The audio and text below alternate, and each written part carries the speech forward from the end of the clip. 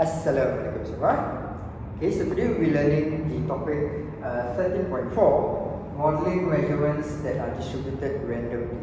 Okay, to skip ahead, okay, this distribution, okay, we are calling it the normal distribution.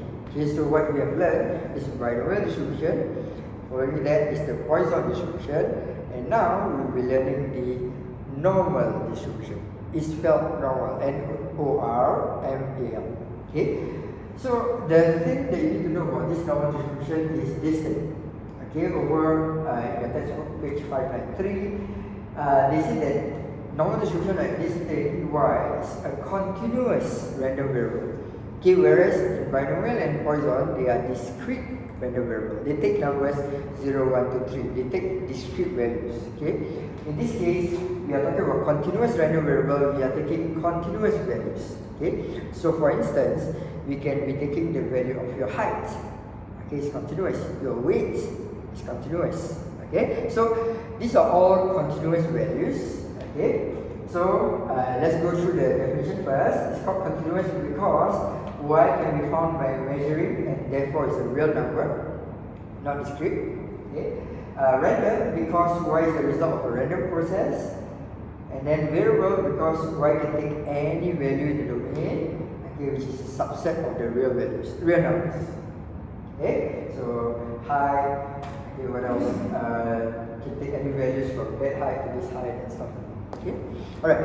So before we move on, what's this normal distribution? I just want to show you a video. Hopefully the video will summarize everything about normal distribution. Okay, alright. Your teacher might be playing the video separately, so it will be clearer for you. Just be playing here.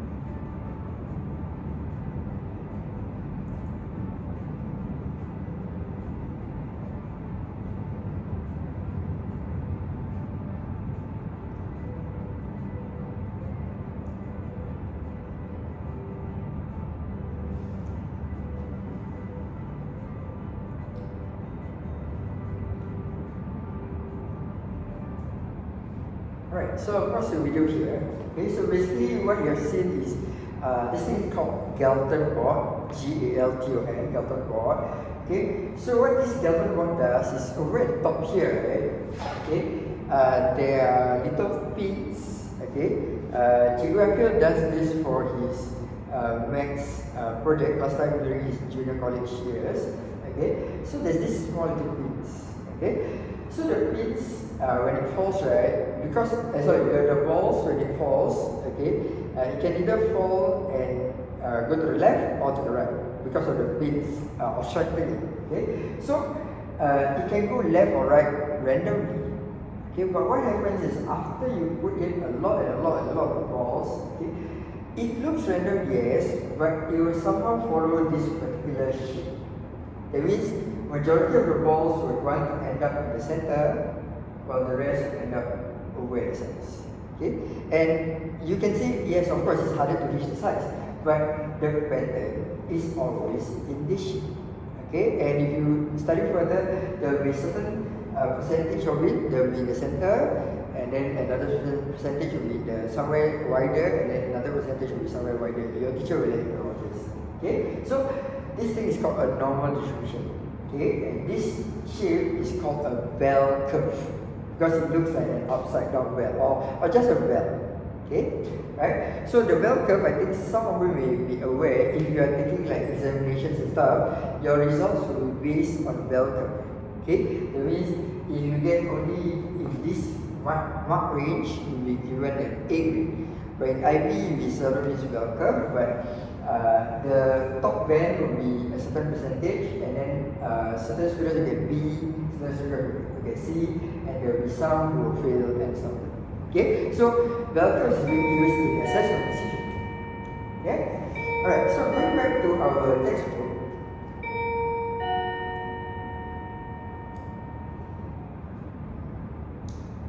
Okay, so the formula is given as such.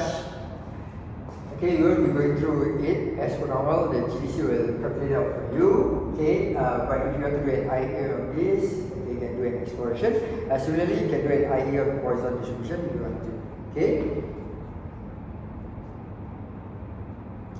Okay, all this is right. So there will be three examples that we're going through in this video, inshallah. Okay, the first one, when you write a normal distribution, okay, you need to have a certain form, right? So we write it this way. Okay, if you look at this page 596, over at the top they write it. Okay, your x must be written as x following normal n. Okay, the first number that you see is the mean, the average. Okay. The second number that you see is the variance. That's why it's written as sigma squared. Okay, so let me write it down. Okay, so x follows normal, mean, sigma squared. You see? Just check. Okay, right?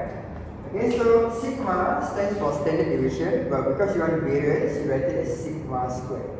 Okay, so take note, what is written in the second term is the variance, not the standard deviation. Okay, the first term is the mean, second term is the variance. Remember that, first term is the mean, second term is the variance. Okay, so let's take a look at this. Okay, x follows normal distribution, 10 is the mean, 4 is the variance. Okay, so if 4 is the variance, standard deviation is 2. Get it? Okay, you square it. Okay, you're supposed to find all this distribution. Okay, you can click on the calculator icon.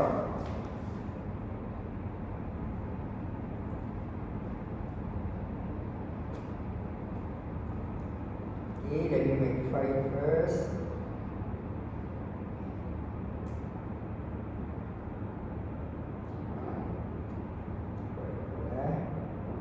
Okay. Right, so how do you calculate it in our GDC? Okay, so you press second bar distribution. Okay, the first one, you need to find between 9 and 12. I think right now you're getting used to it. So basically you want from 9 to 12. Okay, in your binomial and your Poisson, right?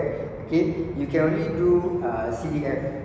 Okay, but in your calculator now, you are able to do a range if it is in the normal CDF calculator. Okay, so in normal CDF, it's not about this number and lesser. Okay, so normal CDF allows you to do this.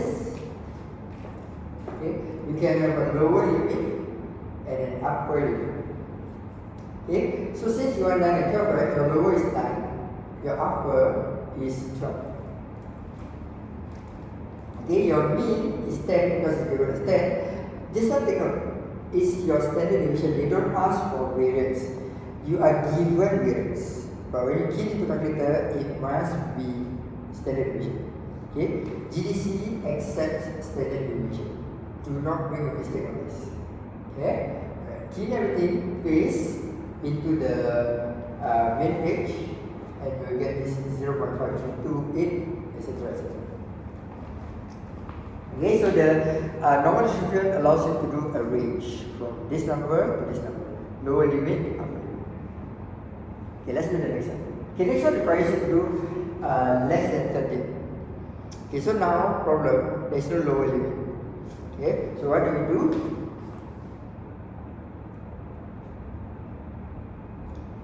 Okay, if you want it to be less than 13, right? Okay, your upper limit is 13. Okay, take note, if it is less than 13 or less than or equals to 13, it doesn't matter, the answer is going to be the same. Okay, whether there's an equal sign or no equal sign, for normal distribution, because they are continuous, it doesn't matter. Binomial and Poisson matters if there's an equal sign or no equal sign. Okay, but for normal distribution, it doesn't matter. So just 13 is fine, 10 is there, 2 is there. But what do you put in the lower limit? You put it as this negative 1 E99. So what does it mean? It means it's a negative value that's extremely hugely negative. For example, negative 1 million, negative 10 million. Extremely large, but extremely negatively large. Okay, you may put it there. Okay, so put the negative sign first, negative 1, okay, and then E99. It means this number.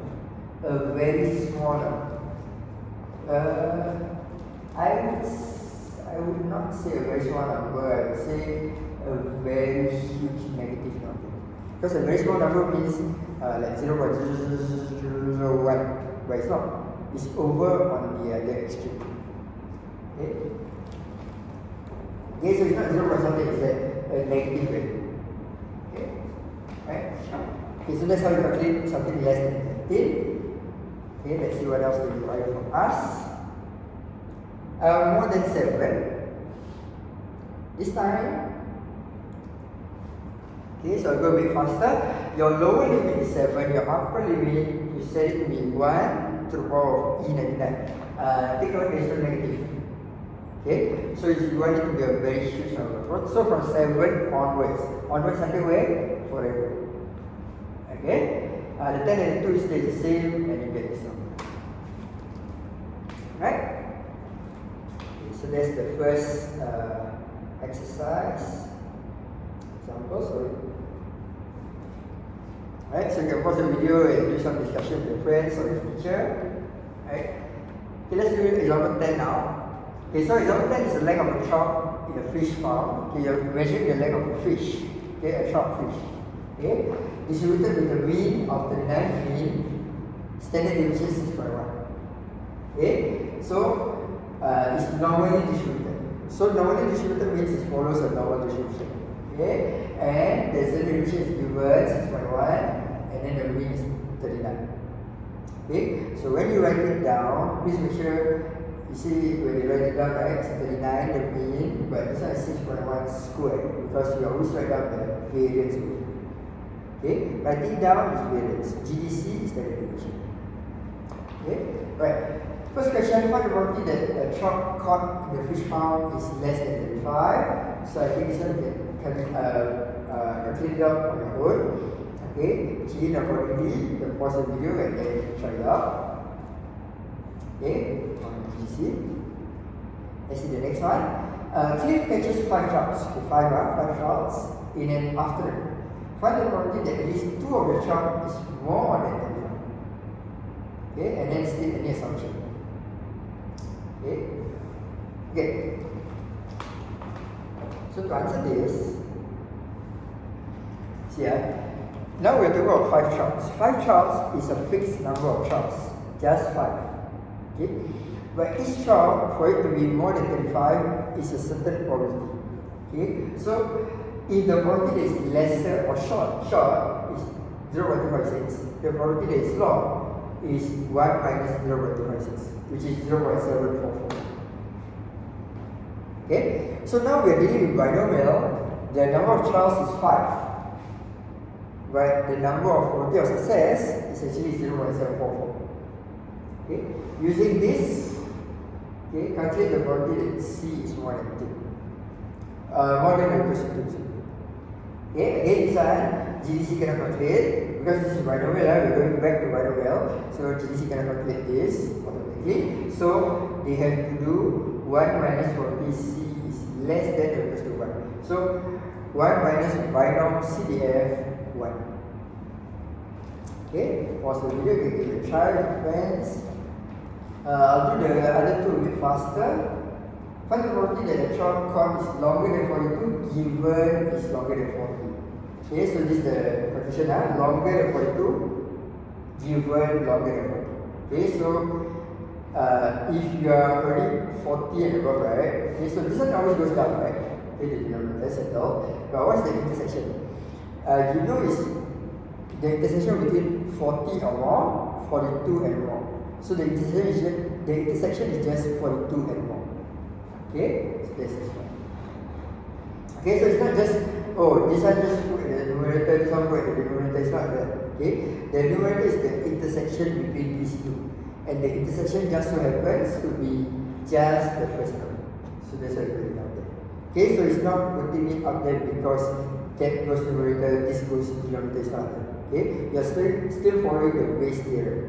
Okay, the conditional probability formula, just that the intersection happens to be just the first term. Okay, so don't have any misconception of it. Okay.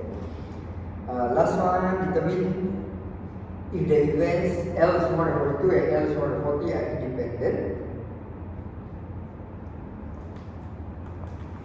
Okay, alright, so this one you have to go back to your basic. For you to check whether they are independent, you need to check the conditional probability, okay, and check the probability itself. Okay, if they are not equals, right? Okay, then the events are not independent. So this is the, if you have to remember back, if the conditional probability is just this, okay, then they are independent.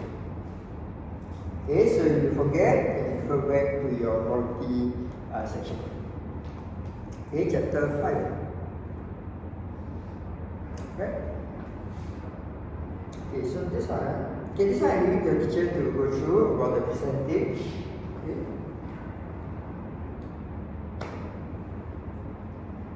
Hold on, let me just check something. Okay, so we got 2 more examples to go through. Yeah, 2 more. Okay, this one is quite straightforward. They tell you that x follows normal distribution 21, 9. 9 is the variance, so 3 is the standard deviation. Okay? Okay, this one is slightly different because they want to find the value of x. Just now was find the probability that x is less than 9, x is more than 12. There's a number fixed to it. Okay? So now, what we want is, we know the probability is 0.8. What is the number? Okay, we know the probability is 0.4. What is the number? Okay, so for this one, we are trying to find the number, right? Okay, the GDC function is called inverse norm. Okay, I repeat again. If you are trying to find the value, not the probability, you use inverse norm. If you are finding the probability, you use norm CDF. Okay, take note. I never said norm PDF, because usually we don't have like a certain probability x equals to 3. No, we always have a range. Okay, for normal distribution, it's always a range. Okay, right? Okay, so let's go back to this. Okay, so let's see how we go about doing it. Okay, of course everything is obtained by GDC, but you need to know how to press. Okay, hold on, I think I put it up already. It's here. Okay, so for this case, okay, what you're supposed to do is, again, second verse, but look for inverse norm. Don't look for norm. Norm CDF, no. Don't do that. Okay, so inverse norm, they will give you a few, they will ask you a few questions. What is the area? Area is the probability. Okay, area under the graph is the probability value. So, the probability given is 0.8, you key the area is 0.8. Okay, the mu is given as 21, you put in 21. The standard deviation, don't be tricked, it's not 9, 9 is the variance, the standard deviation is 3. Once you place it, you get that the x, the u1 is actually 23.5. Okay, so if this is probably x is less than 23.5, then the answer is 0.8. Okay, let's try B.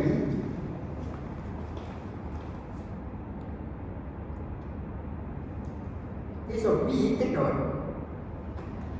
this one is more than, x more than a certain value is 0.4. Okay, so your inverse norm calculate less than. So therefore, to use the inverse norm, find probability 1 minus to be 0.4. So basically, you don't do 0.4, you do 0.6. Okay?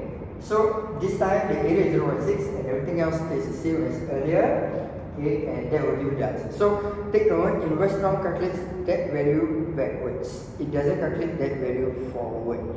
Okay, so when you calculate inverse norm, make sure it's already in the backwards region, then you plug in your values. So in this case, our forward is 0.4, so our backwards is 0.6. Okay, take note.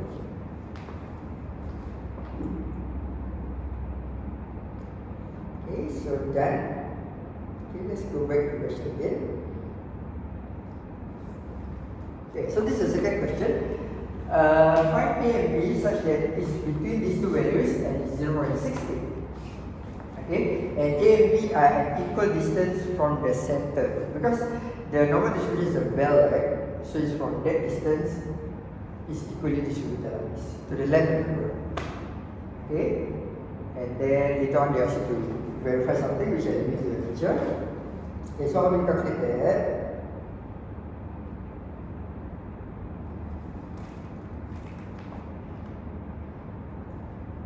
Okay, so let's try. Okay, the question says that the probability is 0.60.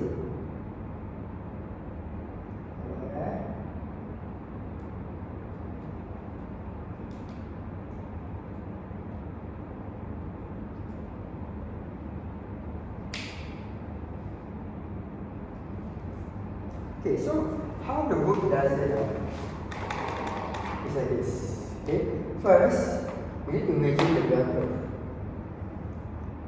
Okay, somewhere in the middle of the mean, okay, the area here is half, 0.5.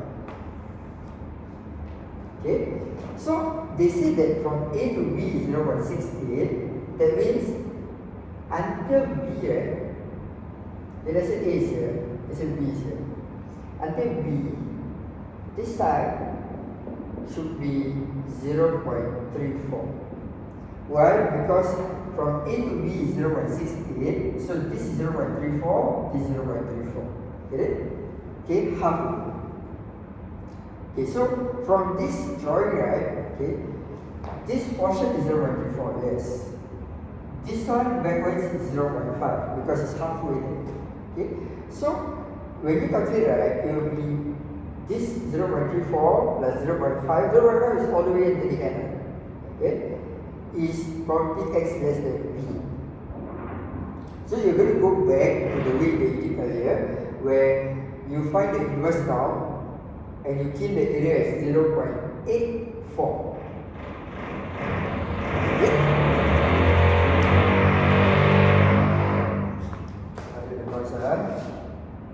Okay, so that's why they calculate here as 0.84. Okay? Alright, so that's it for today. I will leave the last question to your teacher. Okay? Right, because of the noise. Okay? Akhir solidyo. Assalamualaikum.